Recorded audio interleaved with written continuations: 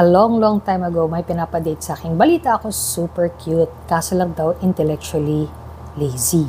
Ano ibig sabihin nun? Ibig sabihin nun, di siya bobo, tamad lang siya mag-isip. Sa palagay ko, kung ganyan ka, ikaw ang unang mabibiktima ng ginagawa mo. Halimbawa, baka magkaroon ka ng mga maling desisyon kasi hindi mo inaalam kung ano ba talaga yung tama o husto ba yung information na makukuha mo. Yan minsan na nangyayari dun sa mga nabubudol. O kaya, maiwan ka sa kangkungan dahil hindi mo inaalam ano ba talaga nangyayari sa mundo. Kaya, ayun, di ka tuloy na-promote dahil di ka nakasagot. O hindi ka nanalo sa game show dahil hindi mo alam kung ano ang COMELEC. Or, worst talaga, makaboto ka ng politikong pulpol. O, andyan din yung baka kalahati lang ng mukha mo ang pumuti dahil hindi mo inalam kung legit ba talaga yung nabasa mo dun sa produktong binili mo.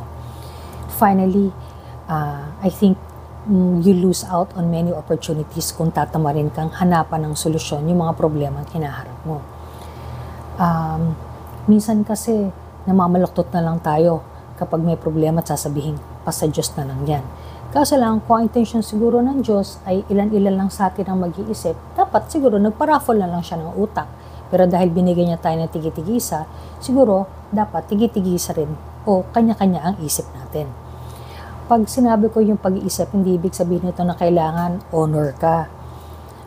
Kundi ito yung paghahanap ng liwanag, saysay at lalim, no? Para maunawaan talaga natin kung ano nangyayari.